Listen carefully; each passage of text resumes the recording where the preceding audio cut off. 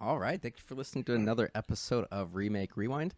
This is our 4th of July slash Black Widow's coming out episode. And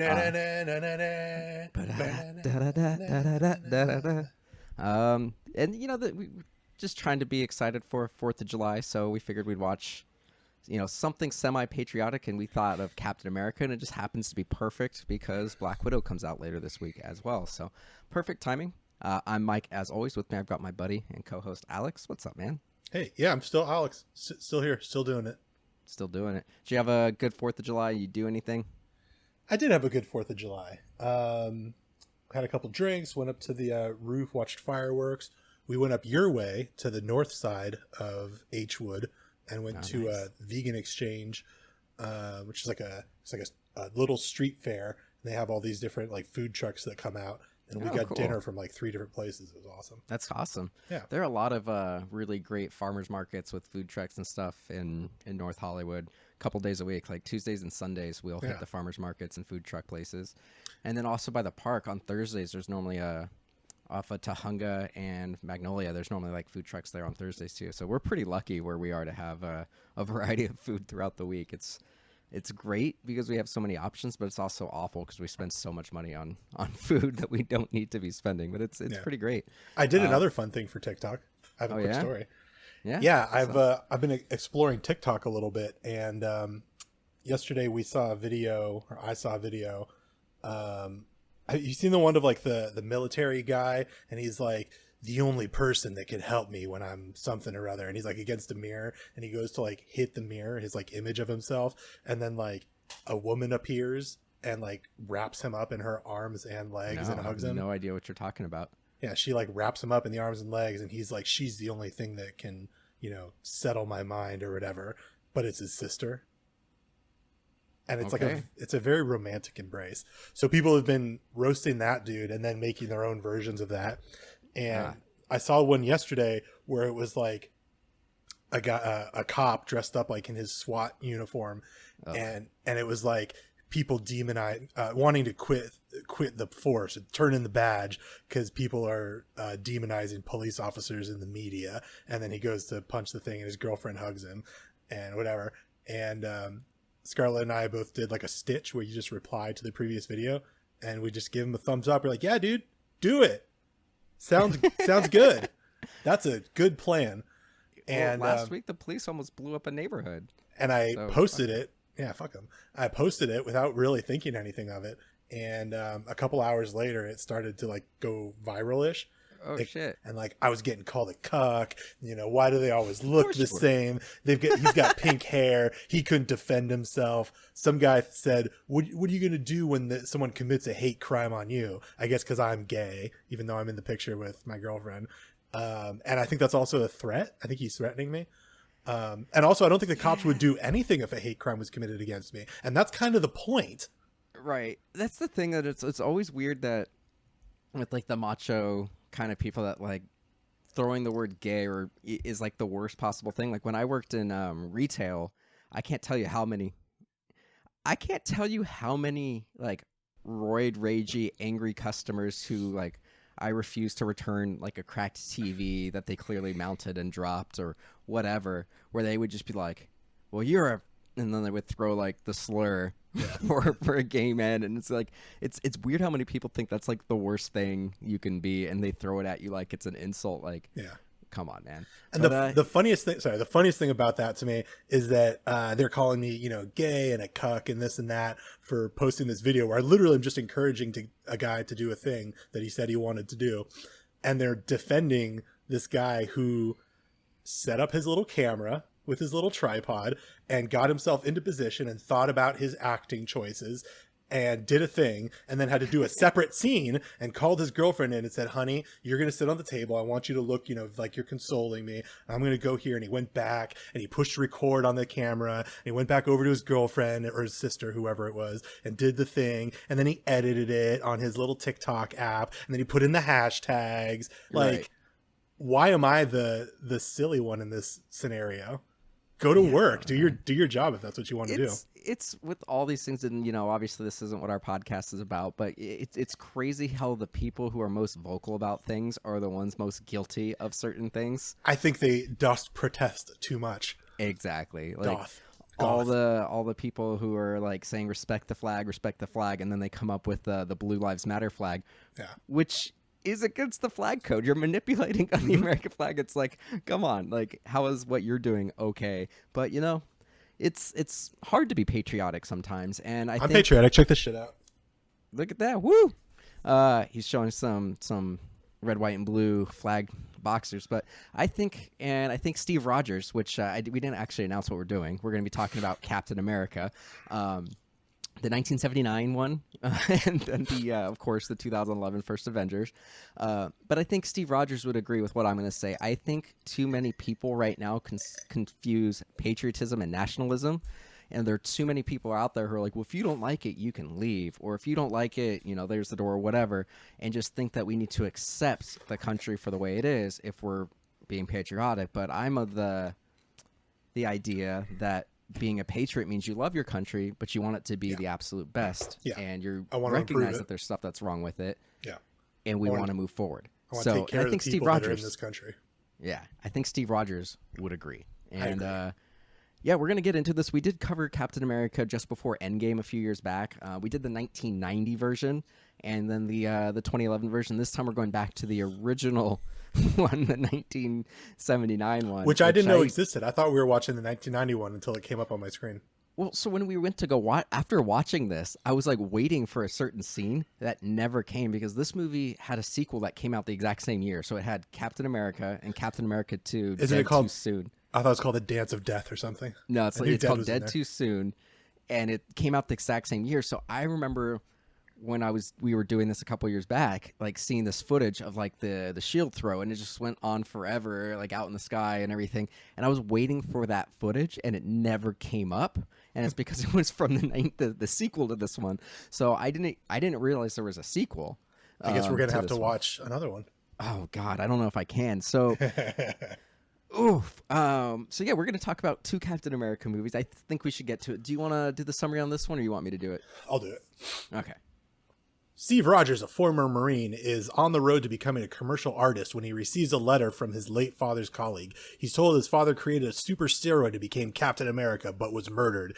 He tries to recruit Steve, he being his father's colleague, tries to recruit Steve to become the next great superhero as a steroid named Flag, full latent ability gain, is coded to his DNA. Steve declines as he wants to be an artist, even after a mysterious group kills a family friend. Steve is attacked by the same mysterious group and nearly killed, but is saved by Flag. Steve, still hesitant to become Captain America, ultimately agrees, for reasons, and saves the day. Question mark? So yeah, I wrote that synopsis. I really like reading your synopses with dramatic guy voice. Yeah, this movie's weird, and so that synopsis makes exactly as much sense as the movie does. Right. So this movie was made by Universal, and Reb Brown, who is Captain America / Steve Rogers, was contracted to make 2 movies for Universal, and they were hoping to make him a big star. It never really happened. Which is such a funny thing compared to Marvel today, where they lock up somebody for 5 to 8 movies. And 2 is such a weird number, Well, back then, they used to just say you're making 7 movies with us, and you would have to get loaned out. That eventually changed with but that's like movies with Universal, and it could be anything. But I'm talking about like you're playing Captain America in 7 movies. Well, no, he wasn't necessarily signed on for 2 Captain America movies. He was just signed on for 2 Universal movies. No, that's what I'm saying. But with Marvel, with Marvel, it's 7 Captain America movies, or it's Marvel, but you're being Captain America. Yeah. So this was made by Universal, and I was trying to figure out exactly what the plan was for this franchise, because if you start out as a TV movie, there's not a whole lot of places you can go. Well, so the thing is, I think at one point this was supposed to be a cinematic release because it was made by Universal as one of his movies, and then I think somewhere in pre-production they changed it because that's how they basically made Reb Brown do this as part of his Universal contract. But this was a CBS movie. It sure was. There was a point where this was gonna be a movie, and they realized very quickly no, this isn't going to work out as a movie. So then they made it a CBS TV movie. And there was a point where they were going to combine this with some of the other CBS stuff. So, of course, you know, they had the Incredible Hulk show, which had a bunch of TV movies. One had Thor and one had Daredevil. And then around the same time, they were doing the live-action Spider-Man TV movies. So there was a point where they were going to actually start lumping them all together. We were going to get like an MCU for TV an MTU. in the late 70s, early 80s. And then that ended up not happening. But God, this movie, I'm just going to say up front, it was a rough watch from beginning to end. It was real tough. And I know you got to go in with low expectations and stuff, but whoo boy. I feel like I think I've said this before, but it felt like I was watching a porno without the fucking. Yeah, I don't remember what movie you said that for, but you have said that for a different movie. It holds true for this one as well. I was hoping that this would be so bad and campy that it crossed over into it's good and fun. It never crosses that threshold. It doesn't take any. And then why it makes sense that it was on TV. It doesn't take any shots at all, like doing crazy comic book stuff. Like it literally is just about a Marine who wants to be an artist who is sort of strong, and he goes to take down some corporation. Well, what's even weirder about this is what struck me. My number one note for this movie was if you were to compare it to Zack Snyder's Justice League. You know, one of the notes that a lot of people put out there was, God damn, there was too much slow motion, Zack Snyder. This one had almost too much like establishing shot / moving from location. Like there's a point where they're supposed to be going somewhere in Malibu to Thousand Oaks, which is 11 miles. And I feel like they did the whole drive in real time. Yeah. Yeah. I mean, how much of the soundtrack is occupied purely by engine hum? It's insane. Like I would say conservatively, if you cut out all the driving, you could and this is only a 98-minute movie, TV, pilot, whatever you want to call it. It's 98 minutes, including opening and closing credits. Yeah. And the opening credits are them driving down the Pacific Coast Highway for 2 or 3 minutes. But if you were to cut out all the driving, this would be less than an hour. Yeah, I was going to say at least 15 minutes of this is just driving around. Well, and then like some of it, like there's a point, and we'll get into a little bit more detail in a minute, but there's a point where he gets in a car accident and they have like a camera on like the back of the van, but it's like pointed at like the side of the van. So you're just seeing like the side of the van. You're not seeing the road and the van. You're just seeing like the metal door of the van. There's one that's under the van on the undercarriage and like one on the front of the van. And it's no joke. He spins out on an oil slick. For over 2 minutes. He's just spinning out, and all you see is like a metal door, the underside of the car, and then the front of the car, and it's just spinning. Like you can't even tell what's happening. It was like ridiculous, and that was like 2 or 3 minutes of that. Yeah. Do we want to try to go through the movie and just comment on what's ridiculous?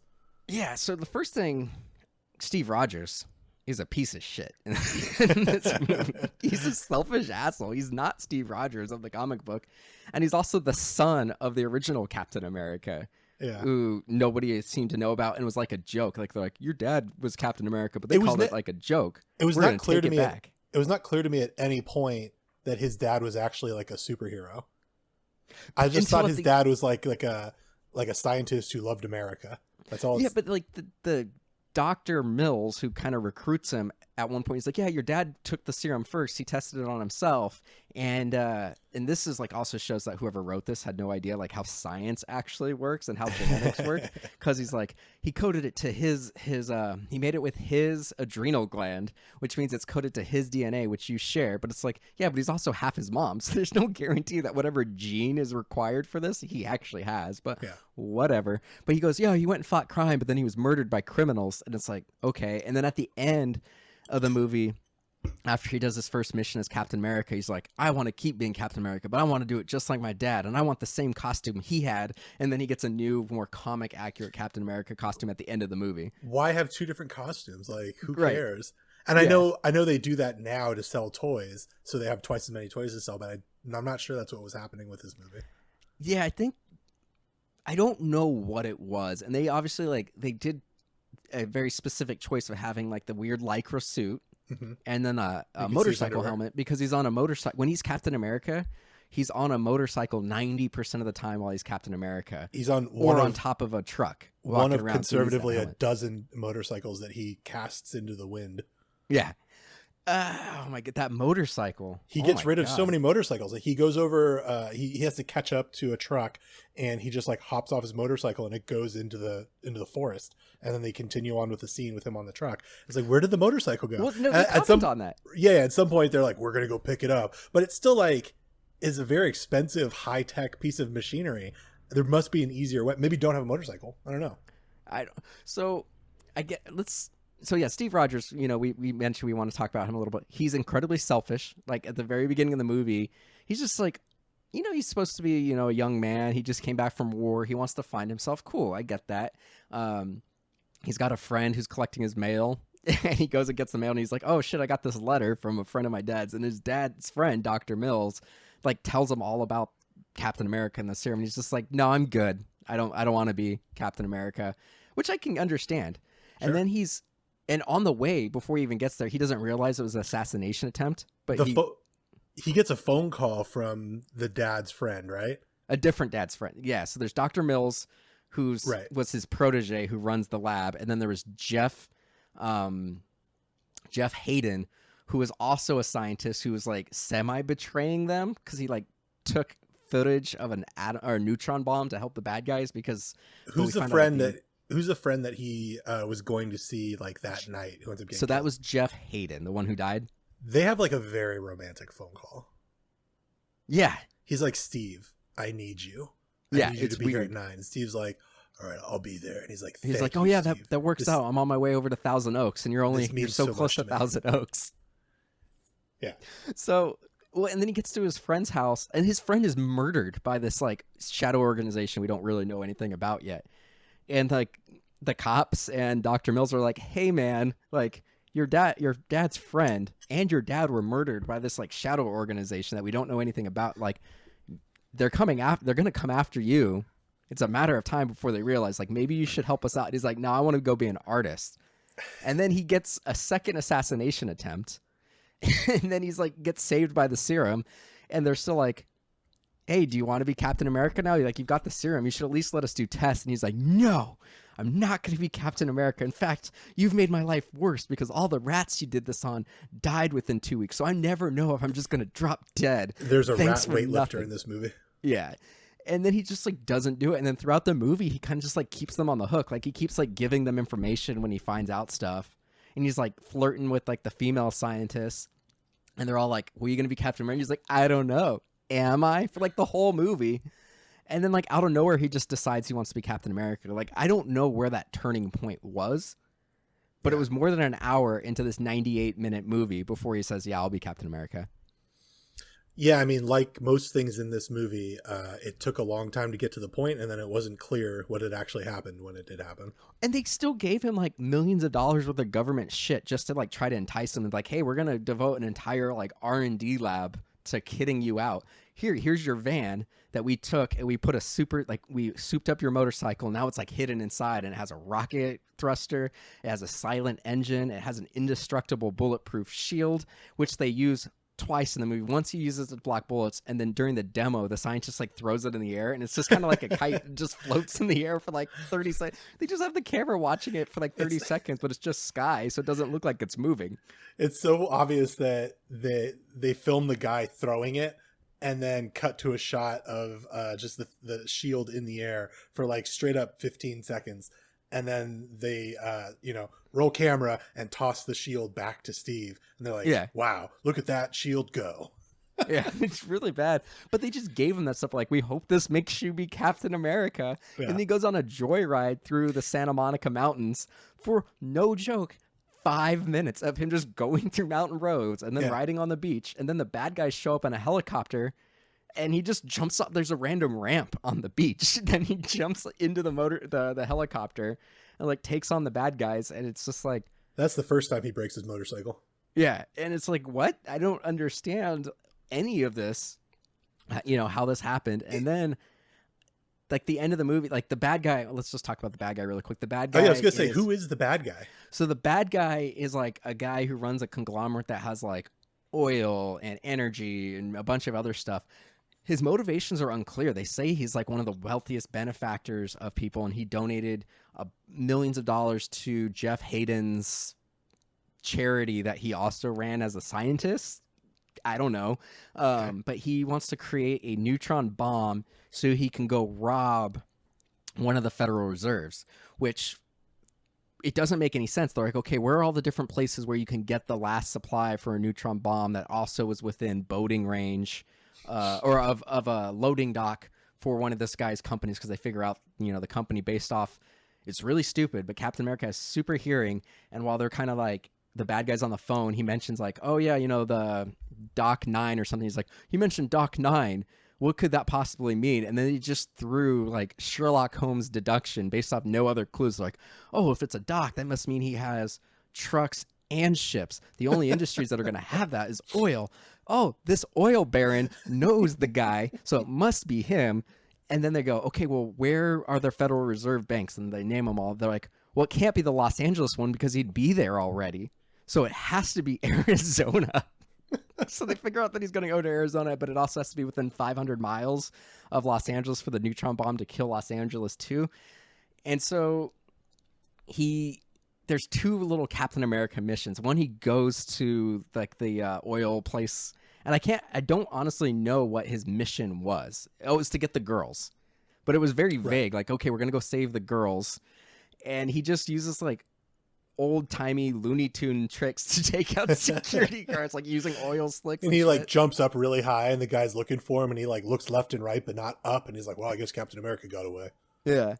And so then like the final battle is he uses his motorcycle. He's in a helicopter for 5 to 10 minutes conservatively, just flying over California, seeing the sights, jumps out of the helicopter in a motorcycle, gets up on the truck where the bad guy is, and like the CEO, the main bad guy, is like in the back of the truck, like guarding the neutron bomb with his like two henchmen driving. And why is he in the back of the truck? I don't know. But he's Jeffrey Bezos. Like, why is he back there? Yeah. We know this, that the bad guy put like a dead man switch on his, heart monitor. So if his heart goes out, then the bomb blows up. We know this. Captain America doesn't know this, but for whatever reason, Captain America, who up to this point, anytime he's used his powers, he's just kind of shoved people. Where he shoved it, like there's one scene where he's in a meat locker when he first discovers his power. He just shoves meat in a meat locker, like all over the place to knock people out. But he's only shoved people up to this point.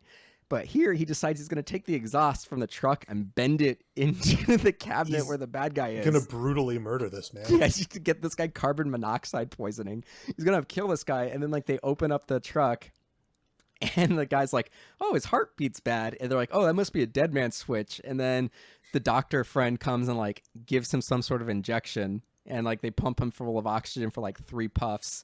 And he's like, okay, you saved the day, Captain America. It's like, dude, you almost set off a nuclear bomb by carbon monoxide poisoning this guy. Yeah. And also just from like, telling a thrilling story point of view, this is a movie where a Captain America movie where Captain America holds an oxygen mask on a guy for 3 minutes, and they're just like, well, I guess he's okay now. Like, wow, it's really what a thrilling conclusion to this story. And like, this guy has sleep apnea. Okay, pushing people at a certain point. Like, there's a point where right after he gets the serum, and he doesn't really know if it's worked or what his powers are. The bad guys with like 3 cronies come up and like they're like, tell us where the microfilm is. And he's like, I honestly don't. And he doesn't know anything about the microfilm. They're like, tell us. And like he's like, no. And he like pushes a guy, but like it's clearly he just kind of like shoves the guy lightly, and then the other guy just runs into the other guy to make it look like he was thrown hella hard. Like there's nothing in this action that's impressive. Like, obviously the Hulk show had been going for a while, but like was way better than this. There's a lot of talk of jamming things down people's throats. Yes! What was that? I don't know, man. I mean, there's a lot of subtext, I guess. I actually have that clip. I can play it. Give me 1 second. I'm going to play it. And this might not come out clear on the recording, but I'll dump it in if it's not clear. But there's a point where before he's recruited and actually signs up, he's like drawing on the beach, and the scientist is like, come on, be Captain America. And he's like, I don't know. I just really want to be an artist. Look at what I drew. And he drew like a Captain America costume. And then the scientist like creates the suit, and he's like, come on, you're going to need a costume to hide your identity. Here it is. And this scene didn't make sense. He tells him, you're going to be impossible to recognize and impossible to remember. Right. But it's also which I thought was funny because like he's dressed up in red, white, and blue, and he's in a lycra So I'm suit. going to play this. And People I got are a couple remember it. other comments on it that don't quite make sense, but 1 second. I'm going to play it right now. Be Captain America, Steve. Jam Captain America down their throats. So not only does, I mean, that sound weird, jam it down their throats. He says like they called him Captain America, and like there's a little bit of build up to that, but basically they say like both the bad guys and the good guys like made fun of his dad for being so patriotic that they called him Captain America like it's a joke, and he's like, take it back. It's weird. Like that's the mentality. Like we're gonna take back this name. But it doesn't have anything to do with the story either. It's not even like that's not a motivation for him. He never knew his dad anyway, right? Or he did. He just didn't know that his dad was. Yeah, he didn't know his dad had this life.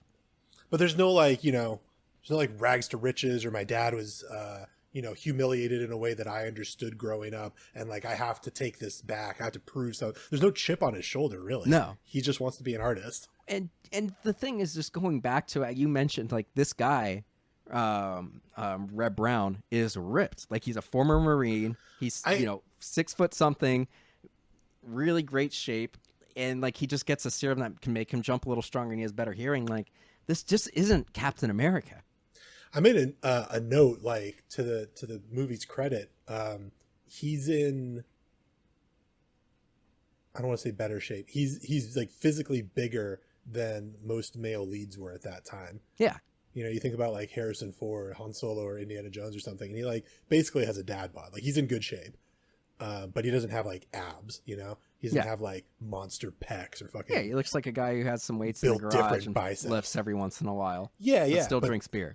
But Reb Brown is like fucking ripped. Yeah, he's fucking cut, and it's just like the whole point of Captain America, and we'll get to it more with the Chris Evans version because they really leaned into it. Was the like. He was a weak, frail man, and it's just like this guy was a man who was always tough. He was a Marine, like, and now he just gets more powers. Like there isn't any, even if he was like gung ho, like yeah, I'll be Captain America from the beginning. Like there's nothing inspirational about this Captain America at all. Yeah, I think more than any other superhero besides like Superman, Captain America is a character that you should be inspired by and aspire to be more like. And this guy is just like not that at all. No, he's selfish. He just wants to do his, and it's cool. Like you should do what you want to do with your life. If you're an artist and you want to be an artist, go be an artist. But like, that's fine. It's just not Captain America. Yeah, it's just don't he's make ripped that Matthew McConaughey. Yeah, he just wants to like hang out and be a stoner. That's cool. That's exactly cool. You do that, but just don't put that in a Captain America movie. Yeah. So when we previously covered Captain America, we did the 1990 version because I could not get this version. And this year, now it was available on Vudu. So that's why you were forced to watch this movie. But I would say, honestly, this movie was painful to watch. Yeah. I feel like I want to watch the 1990 one now just because I thought I was getting into that. That one feels like it's a little bit more campy. The 1990 one is definitely campy. It's not painful to watch. Like there's certain things that don't make sense, but like it's worth watching.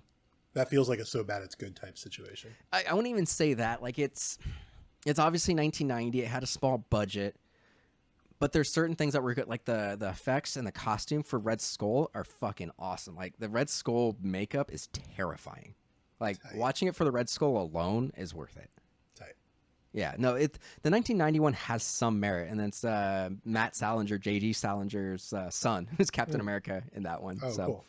I wouldn't say watch this. No. Yeah, no. Did you notice, by the way, that the silent mode on his motorcycle was still pretty loud? Yeah, honestly, I appreciate that. Like like silencers in movies make guns go when in reality they're still pretty loud. In this, what I thought was funny is the one time where he actually uses the silent mode. It's like he's on his motorcycle and he's already in the bad guy's like base, and it's like he's already been riding around. You see him near oil refineries and stuff, and it's like once he gets past the gate and he can see somebody, then he flips it on. It's like, why? Dude, why just always have it on? Yeah, you're in the canyons. Like they could hear you coming miles away. And then you turn it on just because you passed through a gate. It's dumb, but oh yeah. Also, the bad guy looks like Pat Sajak. Yeah, he does a little bit. Yeah, but like it's just a generic corporate bad guy. Like it's weird that you don't do some sort of Red Skull or Baron Zemo. Like, at least make him like Baron Zemo or somebody. Like, give him a comic book name. Lean into the fantastic a little bit, or don't do a comic book movie. Right, exactly. So, not worth watching. And he's just not Captain America. Like, he's in a costume twice, and it's like 98 minutes. It's more than an hour into it before he agrees to be Captain America. He's a real himbo in this movie. Yeah. So he looks like Harry or Lloyd from Dumb and Dumber at one point. He's like riding his little Vespa around, and he's got like a members only jacket on. We didn't even talk about the porno music through the whole thing. Oh, it's bad. Straight up porno music the entire time. Yeah. Just 70s, just weird instrumental tracks and like completely disconnected from the story of the movie too. It doesn't fit the mood anywhere. Yeah. Yeah, totally random. All right, man. We're done talking about that one. Before we get to our next movie, what have you been up to, bud? What have I been up to, bud? Well, bud, what I've been up to is watching The Wedding Singer. That's a good movie. Fantastic. Yeah. I also watched Enter the Dragon, which is fine. I do want to watch more Bruce Lee, but that one didn't knock my dick off. I watched Hot Rod. A little overrated. Yeah. I watched Hot Rod, my yearly watch of that. I was this close to watching it. I had it, I started it, and then I decided to watch something else, and I wish I did watch Hot Rod instead. I watched Popstar recently. Yeah, we talked about that. Yeah. Back in May. I watched Mamma Mia for the first time. Pierce Brosnan in it. It's so Pierce funny. Brosnan killing it. Daddy Bras. A lot of fun. I watched Metallica, Some Kind of Monster. Have you seen that? Okay. I love that movie. I will watch that. Maybe not once a year, but every couple years I'll revisit that. There's a lot of good stuff to chew on in there. It was kind of fun because we're talking about Captain America today, and last week we talked about Fast 9 on our Patreon. Sign up for the Patreon if you haven't. I watched Talladega Nights, The Ballad of Ricky Bobby today, and that sort of ties everything together. There's a lot of patriotism and racing, obviously, and it was just sort of a nice, I tried to watch that like 6 months ago, and I couldn't. I still enjoyed it, man. I think it still holds up. I loved that. That was like one of my favorite movies from like 2004 to 2010 when, Will Ferrell was at his peak. And I just didn't like it this time around. It was just too like weird, like just like everyone being offended by Sacha Baron Cohen's character being gay. It was just like, it was a little too homophobic for my taste. Like it's a little dated. Yeah. But no, I mean they play into that later on in the movie. Yeah, towards the end of the movie. Yeah, it did make me just want to watch Logan Lucky though, to be honest. Logan Lucky's fun. Yeah, I love that movie. Fast 9, man. I want to have another conversation with you about it. Yeah, I'm thinking. I almost went and saw it again this weekend. Yeah, it's almost like fascinatingly bad, right? Yeah, it's fast. It's honestly the worst of the Fast movies. Yeah, but it's fascinatingly. Yeah. I don't know. I have a few friends that saw it and they were like, that's exactly what I wanted. And I was like, really? Because I like these movies a lot and I had a really hard time with it. Obviously we talked about it on our Patreon episode. Check it out. Patreon.com/MDXpods. It's only $1 a month, by the way. Yeah. And that helps us do cool things like recording in studios for these podcasts and getting guests in different movies and stuff. So. Yeah. And paying for the movies and the website and whatnot. Pitch in if you can, if you enjoy these. But, we've talked about all of them. And we ranked after Fate of the Furious. We ranked that we put them in an order. Each of us, and they were pretty close our orders. Mm-hmm. But I would put like this F9 towards the bottom of my list, and I was really excited about it in May of last year. I had bought tickets in like February for it, and then of course it got delayed. And I was just, I don't know. Maybe if I wasn't looking forward to the movie for a year. I don't know. But yeah, I didn't like it all that disappointed. much. You know what it is? I think Charlize Theron is the reason these movies are bad now. I like Charlize Theron, but I think she's got some sort of influence, and she's like, "Let's make them bad." Maybe. You got anything else? Nope, that's it. Cool. So not too long ago, we had Jade from AFI and Black Audio on our show, and I didn't say all the things that I watched during that, and then. The last episode after his appearance, I still didn't say everything, and I missed some major ones. So some of these things I actually watched a few weeks ago and just forgot to mention. But I saw A Quiet Place Part 2 a few weeks back. I should have mentioned on the last episode. I fucking loved it. I think it was better than the first one. Nice. I think the opening scene was better. I think the audio mixing was even better with the alternating between like hearing it and then hearing it from the perspective of the deaf daughter. Was great. I saw In the Heights, which and I think this is to its detriment. I think a lot of people were going into this expecting it to be like Hamilton, and it's not Hamilton, but it was enjoyable. And then my nephew was in town, and he has never seen some of the best movies ever made. He has never seen Back to the Future. So we watched the Back to the Future movies together. And I had just watched all three earlier this year, but I was 100% willing. Those. Was that? I want to revisit those, especially 3. Yeah, so my order, if I were ranking them, is 1, 3, 2. I actually like the third one better than the second one. But I think they're all very, very close, like the Dark Knight Nolan trilogy, where it's just like, if they're all A's, there's just a varying degree of a ranking of an A.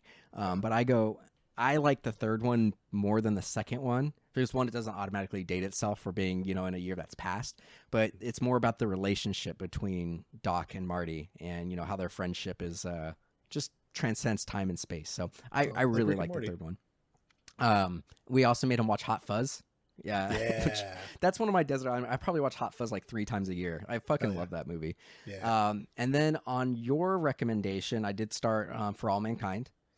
Yeah. And it took me a little to get into. I don't think that Joel Kinnaman's good in it. I think there are a few actors, and we brought this up in our RoboCop episode. Are you on last one? Have you started the second season yet? Yes, I'm on the second episode of the second season now. So I did finish the first season. I watched the first episode of the second season. I brought this up when we were talking about RoboCop, when his scenes with Jackie Earle Haley, where I just think like for whatever reason he had chemistry with him, and like the scenes where they're together, Joel Kinnaman's performance I thought was elevated. In this show, same thing. I think he's kind of boring. I think John Hamm would have been too on the nose for this, but I think John Hamm would have knocked the same role out of the park.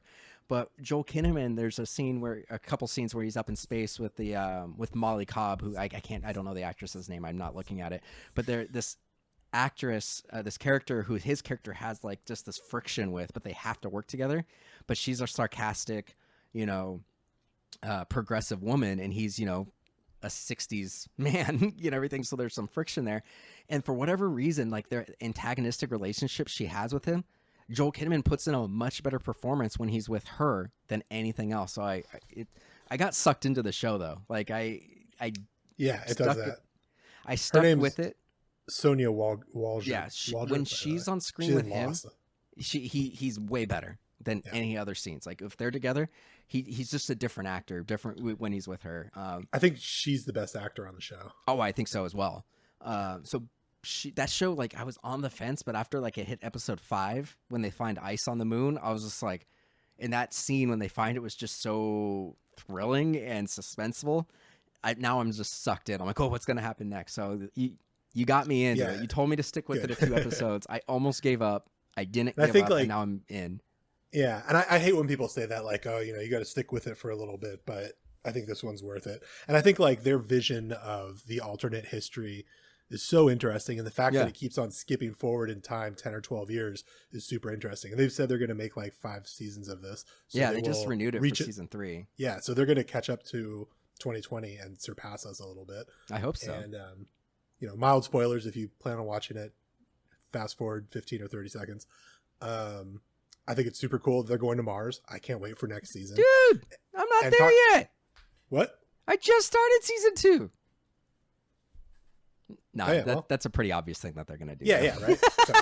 But I was also thinking about the other spoiler, and then I didn't want to make sure I wasn't going to ruin anything else. But I know you got to this point. The kid was heartbreaking, man. Oh, that was heartbreaking. The thing that was the moment where I was like, oh, this show has stakes. I'm in. Yeah. Well, and then when Deke. Yeah, he's such a. That's what Frank Sabatka, dude. That's my guy from The Wire. Yeah, he was my favorite character because he's like he's still that very stern, like red-blooded macho American, and he's like the bureaucrat, but who was supposed to be an astronaut, but because of a health condition he couldn't. So now he runs NASA, and like there's so many times where like, okay, well, you have to put a woman up in space, and like he didn't want to, but then like he finally got on board with it, and they're like, oh, you don't have to do it anymore. He's like, no, fuck that. These women are badasses. I'm gonna do it. And then like some more and more progressive things are thrown in his face, and initially he's like, bah humbug, but then eventually he's like, you don't know, like you're a good person, and I appreciate you. So I was like, he was my favorite character, and heartbreaking what happened to him. But anyway, just a couple other things, then we'll get to Captain America: First Avenger. I knew nothing about this movie. My wife Katrina wanted to see it, and so we went and saw it. And I went and saw this blind. It's called At Zola, and it's apparently like this woman story on Twitter. She did it over like the course of like 168 tweets, like in 2015. Oh yeah, I didn't know that was out. Yeah, it just came out this weekend. Oh, I want to see that so bad. I went in blind.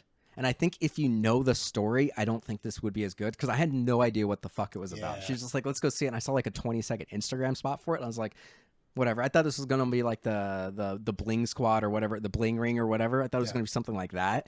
And then I was just like, not knowing anything about it, it was just kept ratcheting up like the intensity. I was like, holy shit. Super good.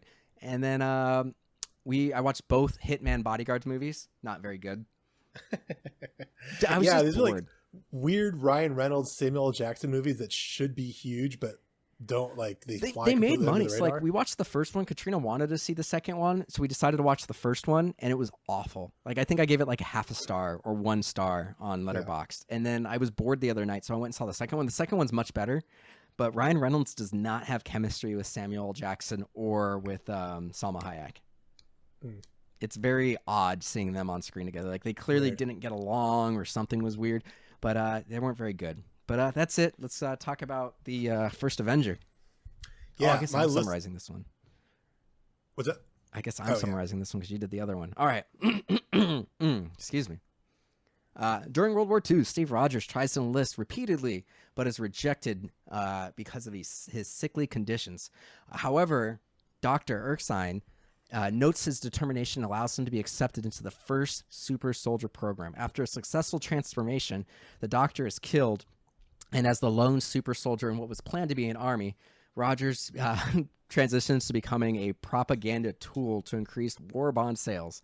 Meanwhile, Johann Schmidt, Red Skull, head of the Johann Schmidt, head of the German science division known as Hydra, finds the Tesseract and creates weapons of untold power and plans to attack the U.S. After arriving in Europe and not being accepted or welcomed by the troops, Steve disobeys direct orders and embarks on a rescue mission to save stranded soldiers, including his best friend Bucky Barnes. After a successful mission, Steve Rogers is given a team, the Howling Commandos, and sets out to take on Hydra and stop Schmidt. Yeah. I take for granted you've seen this movie before. Yeah, I was going to say, I've seen this movie many times. My notes for this movie are a third as long as the other Captain America movie. Yeah, mine too. I took almost no notes for this one. I mean, I've seen it, so I could talk about it without watching it. But it also is just so much fun to watch. Like it's just a blast from start to end. I don't really have any. I didn't take a whole bunch of notes. I was just enjoying it. I think this was one of the most underrated MCU movies, and I don't think it's underrated. I think it just is like not. It's like forgotten at this point because it's one of the first ones, and it's been 10 years now. But I feel like when people talk about it, it's like properly rated. Yeah, I think after Endgame, when people started to go back and revisit movies, so there's certain movies that, I'm on a lot of comic book forums, I'm on some podcast forums, like the podcast fan sites, and I think after Endgame, a lot of people started going back and rewatching the older movies. And a lot of people were like, oh, Thor and Captain America, the First Avenger is a lot better than I remember it being. And I remember leading up to Avengers, Iron Man 2, Thor and Captain America. This was the last one before Avengers and Avengers. I remember thinking this one wasn't as fun as Iron Man and Thor. I liked Iron Man and Thor a lot more than Captain America initially, but then Winter Soldier just knocked it out of the park, and I started going back, and up until it's a real Batman Begins Dark Knight situation. Yeah, I feel like up until I can't remember the point where I stopped doing this, but there was a point where before every MCU movie, I would go back and watch all the other MCU movies leading up to it. And eventually got to the point where there's too many to do that. But every time I went back to this movie, I liked it a little bit more. And I've always found, especially because I think Winter Soldier and Civil War are just that good of movies, like they're so great. I've always considered the Captain America solo movies to be the best solo movies in the MCU. And going back and watching this again, I just think, in looking at the Rotten Tomatoes score, like this had an 80% critic and 74 for audience. And I feel like if people went back and re-rated this, I feel like it would be a lot higher, because this is a fun movie from beginning to end. Yeah, and I think that's a testament to the director, Joe Johnston, who I also love him. did The Rocketeer, just for creating this like timeless movie. You know, Yeah. he made a movie that holds up for for as long as we can conceivably think. He also did Jurassic Park 3, by the way. I was looking at his Yeah, but he also did and Jumanji. Jumanji and Honey, I Shrunk the Kids and Young Indiana Jones Chronicles, the TV series. Yeah, and then he also did like the live action portions of the Page Master. No, he's great. He's great. No, I love Joe Johnston. But yeah, that's one of the things I was thinking about while I was watching this, is like there's so much. I think maybe people think more about this with Jon Favreau and Iron Man, because that was the first movie. Mm-hmm. Where like Jon Favreau, created the language of the MCU, and like there's so much that he did in the first Iron Man movie that has carried through to Avengers Endgame. Yeah, Even just elements of Iron Man's character and sound effects and visuals and blah blah blah. But that's true of Joe Johnston and Captain America too. Like they did the thing where he I don't think he kicks up the shield. I think that's the second movie. But he like picked up the shield and turned it over, and there's just that whoosh that is in every single Captain America movie. Like Joe Johnston did that shit. He created all these like hallmarks of the character that you don't maybe even necessarily think about. But that little whoosh of the shield flipping over and the vibranium is has like emotional resonance for me. No, I agree. It makes me think of this character. I love it. No, I agree 100%. And I think he probably had the hardest job out of the origin movies of Phase 1, because this was at a stage where we were starting to get to a point where people were complaining about the quote unquote origin story of the superhero. And he had the problem of having to do, the Captain America origin, but he also had to get Captain America to the natural, normal time period that we're in now. He had to get us to the current timeline. So and he also has to do a period piece, and he also has to do the one of the main three of Thor, Iron Man, and Captain America that doesn't have like fantastic visual powers. Right. And he's also got to create, a Boy Scout that is interesting and inspirational. Like Tony Stark, all you have to do is cast Robert Downey Jr. Really, like he's going to knock that out of the park. And Thor, like Chris Hemsworth, is huge, and he just has to have like bravado and stuff. It's not. There's less like character work going on. And with Captain America, you got to make me believe that he's that guy. You need somebody. You have to make a good like, story. Yeah, you have to have that earnestness where he really is just a good person, and and that shit is easy to fuck up, as evidenced by Zack Snyder and Superman, which has the same problem. Yeah. Well, and like the thing is, and what I really like about this, and Chris Evans was like offered this role 6 times before he accepted it. And there was a point where it was going to be John Krasinski. Like he actually screen tested for it and was in the costume and everything before he got it. And what I like about Chris Evans, and when you look at his appearance in over 10 years worth of movies, in this one, he's a good person, and everybody believes that he's a good person, but he doesn't have that confidence yet. But as he moves on through the MCU and takes on the leadership roles, as you get into Endgame, like he still has that like, we have to do what's right. But he also has that confidence to be like, you guys are going to follow me into battle, and I know I'm right, and here we are. And it's like he naturally becomes this leader over the progression of several movies. And I'm going to take care of you no matter what happens. Like, and I believe that. And I remember when they cast Chris Evans, I'm like, I get it from a physical standpoint. Like he is an impressive human specimen physically. Chris Evans, the actor, is. Easy, buddy. But like, I'd only seen him in, teen movies like The Perfect Score and Not Another Teen Movie, and of course The Human Torch. And I was like, I don't know if he's gonna have like the gravitas to like suck me in and be this emotional character, and he knocks it out of the park. Like he and he sucked you hard. Well, I'm not gonna go that far. I'm comfortable enough in my You're sexuality to say this is a good looking dude, and it's totally fine. Like you need to find the perfect, especially in a cable knit sweater. Yeah. Like in Knives Out, such a good movie. That's right. But no, like when you see that scene when he, and we'll get into the movie in a minute, like that scene when he comes out of the experiment, like they open up the capsule and Haley Atwell as Peggy Carter like touches his chest. That wasn't scripted. Like that was just her like, holy shit, like, look at this man. In the background of the scene, like right behind them, there's another female actor like eyeballing him, like doing the same thing. I hadn't picked up on that until me neither. This rewatch. Yeah, I saw that too. But it's weird because it's like, I mean, come on, like when you have an actress who's like seeing, like that was like one of the first scenes they filmed, and she just sees this man, this ungodly glistening man, and she has to touch him. Like it's a little problematic, honestly. Like. That's okay. Like, well, I think women can get a few objectifications in there. Yeah, but it's just like they're owed a few. Yeah, they are. That's fair. But it's just like, I mean, that speaks volumes, and it's also such an impressive scene because of the special effects they did on the front end, where they put Chris Evans' face on this like 90-pound scrawny body, and it looks a little dated today, but for 2011, it was amazing. Yeah, they did a good job with it. That was one of my notes too. It's starting to look dated, but I remember being pretty impressed with it at the time. The only thing that's weird about, I think the weirdest thing is just being so used to him being, the buff guy that he's been the last 10 years, and he has that deep voice. It seems a little odd, that really deep voice coming from that scrawny body. Yeah. It's a little odd. I bet they would have done that differently if they had redone it. I think they should have done something, but...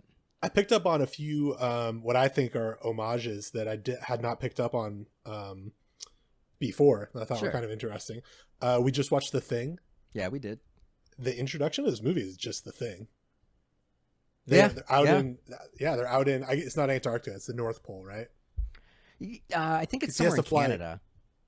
Yeah, it's northern, not northern cold area. But they're in parkas, and they don't stand with their arms out like they do in The Thing, but they have like the torches or whatever, and they set up the torches around the perimeter of the plane of the plane. So that feels like they knew what they were doing. That felt like an obvious homage. Yeah. And then there's a lot of like. I don't know if Inglourious Bastards came out before this, but it felt like there was a lot of Inglourious Bastards stuff going on. Yeah, Inglourious Bastards came out, I think, like 2 or 3 years before this. Yeah, there's this is like a terrible thing to bring up now because I don't have evidence. There's a Pulp Fiction thing. Oh, when he opens the box, the light comes out. Oh yeah, just like the suitcase for the when he sees the Tesseract the first time. Yeah, and that feels like exactly what you're doing. Yeah. Oh, and the intro is similar to Inglourious Bastards too, with the Nazi interrogating the Red Wedding dude from Game Walter of Thrones. Frey. Yeah, that's right. He's protecting the townspeople, but that Johann Schmidt is going to kill the townspeople anyway. Feels very similar to the opening of Inglourious. Well, and then even within its movie of its own, there are a lot of little nods that show us that the director knows this character, and he's teasing things like at the very beginning, and things that you brought up the sound effect of the shield though. Like I can't obviously do it vocally, but everybody knows the sound that the shield makes whenever he moves it. But there's certain things like the "I can do this all day" that becomes a staple of the franchise. And it's said also his dancing with Peggy. Yeah. Little things like that, like every arguably movie. the most emotionally resonant part of the entire MCU. Yeah, so they paid it all off in this entire movie. They plan on sharing a dance with each other, and obviously it never happens. And Endgame caps off with it. It's fantastic. Yeah. But even little things like using the shield. Like I remember when this came out, I was afraid they were gonna the shield being thrown was gonna be camping overdone. But like they start teasing the shield early with him picking up the garbage can and lid and using it as a shield, and the car door, like after he gets transformed and he accidentally like rips off the door, using it as a shield. And it's just like, we're going to get there eventually. It's almost like Han going to Tokyo. Like we'll get there. Yeah. And that was one of my notes too. The shield specifically, but also just the costume in general. Like they do such a good job of slowly rolling out where we know we're going to end up with the shield and the costume. Right. And it's just like so satisfying to watch. Well, what's funny is a lot of people, and I've been seeing this meme a lot lately, especially with Loki, little spoiler for the latest episode of Loki, but we see old man Loki or classic Loki in the old comic book costume. And then we saw in Richard E. Grant. Yep. And we see in WandaVision, we saw them in the classic Vision and classic Scarlet Witch costume.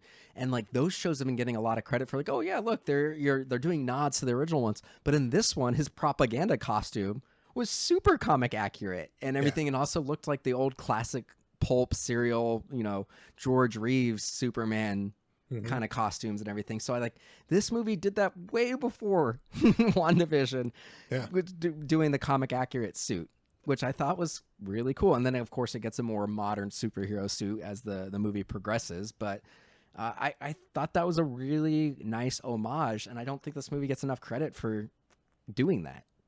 Yeah, I mean, like WandaVision and Loki are doing it because they did it in Captain America and it worked. Like there's but I think people forget about that. Yeah, for sure. It's been 10 years. 10 years. There's definitely a through line. Like it worked then, we're going to do it again. Yeah, absolutely. And then just like Marvel has done such an incredible job casting the entire MCU, but like the supporting cast in this movie, I think arguably is the best supporting cast in any of the Marvel movies. You have Stanley Tucci as Abraham Erskine. Fantastic. Like he really just like, I buy everything he says about Steve being a good man, not the perfect soldier, but a good man. And then you have Tommy Lee Jones, who's just like, I don't really like Steve Rogers, but then I always forget that. I always forget that Tommy Lee Jones is in the MCU and he's so good. Yeah, but he's like gruff military guy and wants to pick the ideal soldier. And then like even he over the course of the movie is like, no, Captain America's pretty fucking tight. Like Steve Rogers is like a good dude. And then you have he's got a little arc. Sebastian Stan, obviously he's a staple in the series now, but he's, seeing his kind of early days before he's like ripped and everything. Like he's gotten more ripped as the series goes, but he's just like, that's why he's so well cast though. Like this goes back to what we were saying before. Like they did such a good job of setting up the universe in this movie, that they made Bucky this character that audiences absolutely love, and he has his own TV show now. Yeah. I just loved like when we're first introduced to him, I forgot the scene. I mean, I never forgot the scene, but like there's just something that I laughed about. It would just fit for the time because it's supposed to be 1940s, and they're not super soldiers yet that have been trained in all these crazy martial arts. But when he goes and kind of rescues Steve from the bully in the alley, he literally like kicks the bully in the butt. In the ass. He just gives him a firm kick on the ass, and I just thought like that's so funny. I was laughing so hard. Yeah, it's great. And then seeing like this movie had so many Easter eggs. Like it had Aaron Zola in the screen, which he eventually becomes like a computerized version of Winter Soldier, and that's how he is in the comic books. And we see the original Human Torch at the World Fair.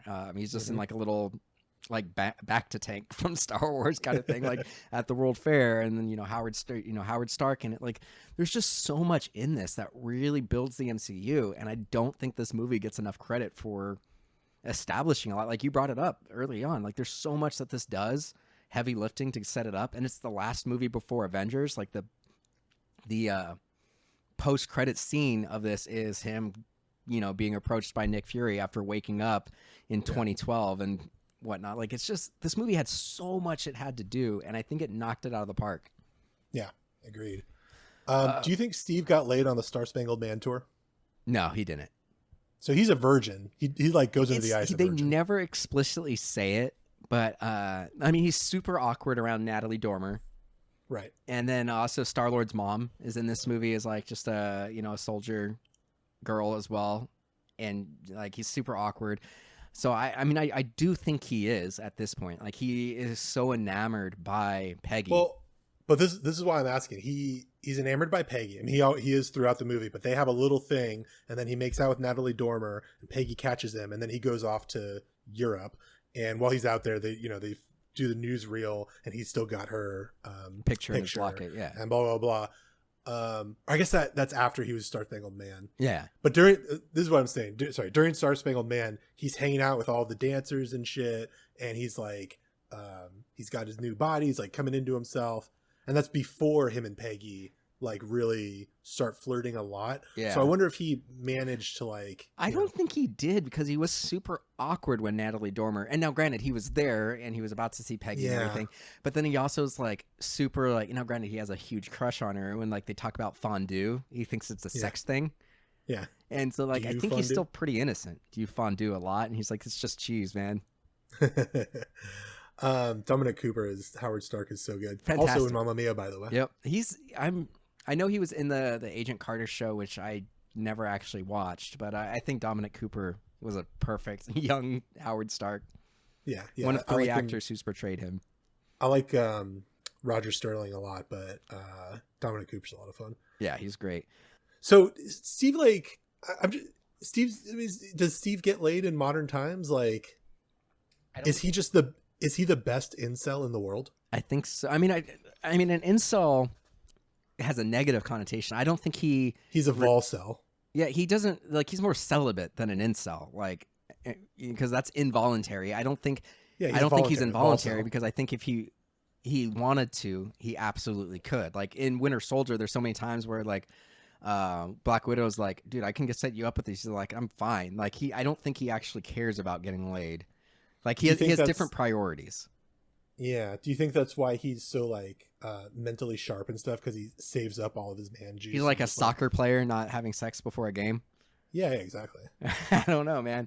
I just don't think that's ever been. He keeps his head on a swivel. Yeah, I just don't think it's ever been a priority for him. And I mean, obviously, he was hung up. Like it was a big deal when he went after Peggy's niece, which is still a little weird. But do you think when he goes back in time at the end of Endgame, Peggy Carter just like fucking gets it? Oh, for sure. Like a fire hose. Yeah, for sure. Just like through the wall of that nice new house. Yeah, for sure. Absolutely. Couple other things I just want to bring up. Like, we haven't really talked about the plot of this one. I don't think we really need to. Everybody's seen this movie. I just want to bring up a couple other things that I forgot about that I think was really, considering this movie had the same budget as Iron Man. Like, this was before they were giving $200 million. Like, this was like $140 million. So it's not a small budget by any stretch of the imagination. But it's nowhere near the budgets that these movies are getting nowadays. But this had a zero gravity fight scene in it as well at the end of the movie that I completely forgot about. Oh, yeah. Like, I think that's really impressive. Like, they did a lot. And like, what I also really liked is the montage sequence where it's just like, he takes down the first Hydra base, rescues the squad, becomes Captain America, gets kitted out. This is where it looks kind of like propaganda-ish. Propaganda is a good band, by the way. Yeah, no, you're right. Like, it absolutely plays off like a propaganda film. And I forgot that he actually made movies in this. Like, the Red Skull, he's like, oh, I've seen your movies. Like, they made him like an Audie Murphy type guy. Yeah. But that seems really effective because, like, we have to establish, because they were already starting, before this even came out, they were already starting to film Avengers. And, like, the Avengers sets up Agent Coulson as, like, this big fan. And so they had to establish that this guy was a legend and everybody in modern days would know who he was. And so and they do that also. He has comic books of him in this movie. Exactly. So they have comic books, he has movies, but then they have, what I like is to show that he really was a legend. And they could I always thought they were going to go back and have like flashback scenes in subsequent Captain America movies that they never did. But like they really could, when they bring in like Wolverine, they could have flashbacks to him working with Wolverine at some point in World War II. But we see him like, he gets a map of like all the Hydra bases, and there's just a montage that's like 5 minutes or so of him just taking out all the different Hydra bases to show that he is a badass and a super soldier and became a real legend. And I think that's a really effective way of doing this movie without having to do crazy action sequences, because some of these bases were just him throwing a shield once right into the camera, or him jumping off of a tank while throwing a grenade into the tank kind of thing. So it's like these really quick, like one little shots that established he took out like 12 bases, and you didn't have to do these very elaborate heists or anything like that, but it still established he's a badass. I think it was a really effective way to manage the budget, manage the runtime, and also still establish him as a badass. Yeah. So Joe Johnston getting it done. I don't really have much to say. Obviously set up Winter Soldier with having Bucky die. And you just mentioned like all the through lines that this movie set up. Like I'm looking at my notes. I had 1, 2, 3, 4, 5. I had less than 10 notes, and most of them were before the World War II portion, like before he actually becomes Captain America. I have a question. Yeah. So at the end of the movie, Red Skull gets like touches the Tesseract and gets what we thought at the time was disintegrated, but then he popped up in Avengers Endgame and he was transported to Vormir, right? Yep. Mm-hmm.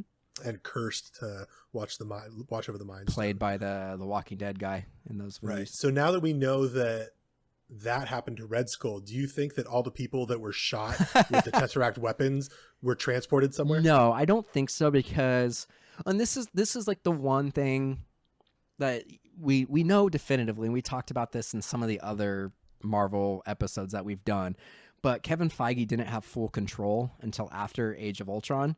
So it didn't seem like they really had an idea of what they were trying to do with the Infinity Stones, because in this and Avengers, they were using it as like a battery.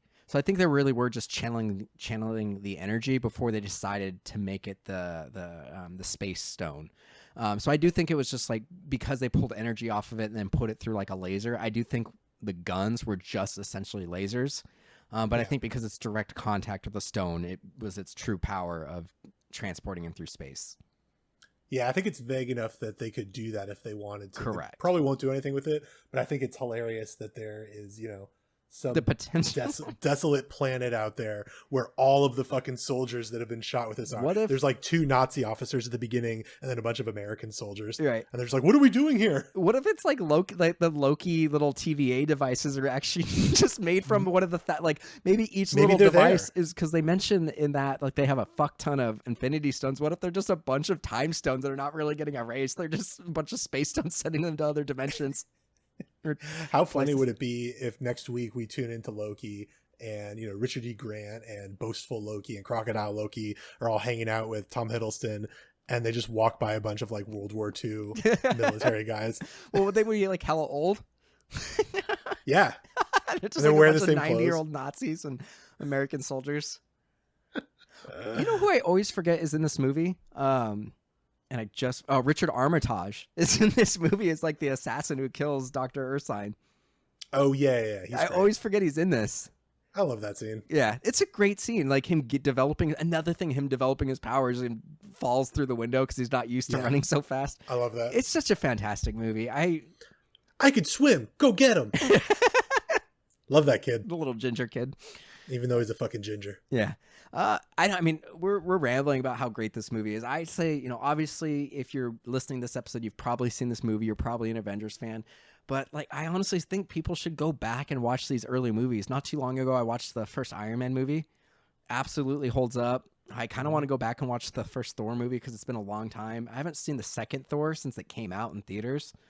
I really want to go back through and rewatch some of this stuff because this movie I had a blast watching this movie. Yeah, that might be fun to do for the podcast. We'll talk about some of these older MCU movies. Cool. Well, that's it. I mean, go watch it. We didn't talk a lot about this movie other than just praising it, but go watch it. And Alex, where can our listeners find you?